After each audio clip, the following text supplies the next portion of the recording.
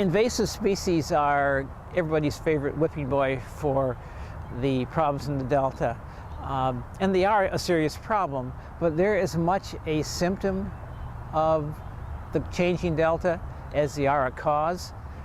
For example, a major problem in the Delta today is the Egeria densa Brazilian waterweed, which clogs up the channels, and it creates great habitat for a lot of the fish that I would call undesirable, things like largemouth bass and bluegill. Egeria densa is abundant in the Delta because we've made it into such a sort of a stagnant freshwater system, right, where we're moving fresh water continually across the Delta and not letting the tides work their magic to create an environment that's hostile to that plant. When scientists look at the Delta's problems, the pollution, the invasive species, even climate change, it seems that all of those issues are way down the list. Coming in at number one on our hit parade of Delta troubles is the one thing that we can actually do something about. Because the consensus is that the biggest problem is the fresh water flowing into the system. What's wrong? Fresh water is moving more across the surface and less up and down, which confuses the fish. So the Delta is now less of an estuary and more like a lake. Between water being diverted before it gets to the Delta and fresh water being pumped south for Central Valley agriculture, the system is broken. What's been going on is you increase the amount of water being diverted, you change the hydrology of the system. The single biggest shift in the system was the increase in pumping from the state and federal pumping plants. So they just sort of incrementally started increasing the amount of water being removed from the system. The overall amount of fresh water that flows from the Delta into the estuary has been reduced by as much as 50% in many years. That is a substantial reduction in freshwater flow, which has large consequences for habitat and ecosystems in the estuary. Water diversions and pumping are at the heart of the debate over the use of water in California. This is the pumping station run by the federal government, and there is another similar system operated by the state.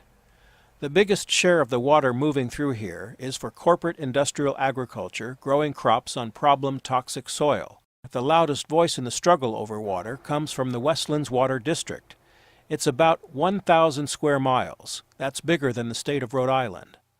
Most of the farmland that Westlands irrigates has the same poisonous toxin, selenium, that caused these horribly deformed birds at the Kesterson National Wildlife Refuge in the mid-1980s. Their website says that they serve about 600 family-owned farms, but the number of families actually farming has been estimated at only 130 to 350. It just depends on how one chooses to define the word farmer. And while it's true that there are actually a few small family farms within the district, the vast majority of the land serviced is run by giant agriculture who like to use the term family farms, truly a bastardization of an iconic term. For example, Westland spokesperson Sarah Wolf is a member of a so-called family farming dynasty on over 25,000 acres of land. Westlands is doing everything they can, from PR stunts to working on their political friends to find ways to increase the amount of water they can take from the Delta. And despite multiple scientific studies regarding the collapse of the Delta smelt and salmon, they go out of their way to deny or trivialize the cause of the problem, excessive water diversions. Thank you for the introduction, and I will watch the clock and stay on track here. Listen to how Westlands dismisses the science that they wish would just go away. Speaking at a forum presented by the Competitive Enterprise Institute about California's problems is Westland's Chief Deputy General Manager, who previously was a part of the Bush administration's Department of Interior, the agency responsible for regulating water deliveries. But as I mentioned earlier, we have problems. We have fish that have declined for who knows what reasons. We've spent about $20 to $30 million a year studying the Delta and monitoring the fish, trying to understand them. We don't understand them, but we do have regulators who like to shut the pumping plants down. We intend to file another lawsuit. You have wealthy individuals that have purchased marginal lands of little value without water, then use their influence to secure access to water, and it becomes more valuable. I feel sorry for people in the South Valley that have mortgaged their futures under the belief that they have rights to water, when those contracts and the actual rights are predicated on surplus water that can only be delivered in the wettest of years. And yet, you know, they have tried to firm up those rights to demand that water even when it's not available. Farmers in the Delta understand the need for water, but wonder aloud about the increasing demands of farmers on the west side of the San Joaquin Valley. As a farmer, you don't ever want to see another farmer hurting, wanting for water. I think it's just a shame that we see the conversation continually framed as a man versus fish battle. I think it's funny to consider the fact that they want to refer to their current situation as a congressionally created Dust Bowl, when it was an act of Congress that gave them the ability to farm down there in the first place, you know, the construction of the Central Valley Project. Prior to 1960, that was desert down there. Only with the application of Delta water did it become an agricultural area. So it's not fish against people. That area needs to recognize that they can't expect quantities of water that they've gotten.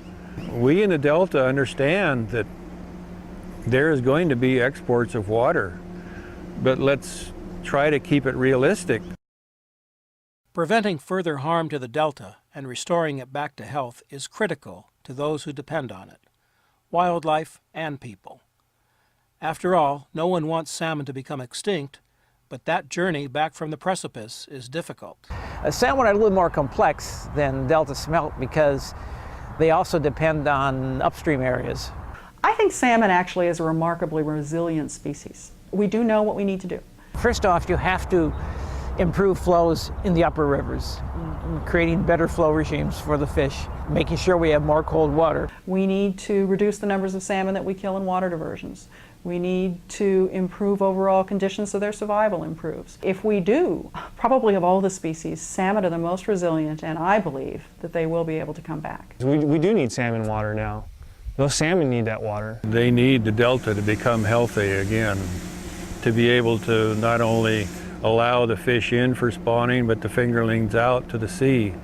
We need salmon water now. We need water now, and that includes salmon water. Agriculture can live within those parameters. We have a state constitution that prohibits the unreasonable use and method of diversion of water. We have a water code that in excruciating detail sets forth how we allocate and reallocate water. We have state and federal endangered species acts.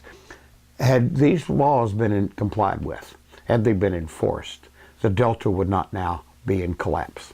I think the evidence is absolutely incontrovertible that California has been living beyond its water means. We have been overexploiting our water resources, and the way we have been managing them is inherently unsustainable. We cannot keep doing what we've been doing.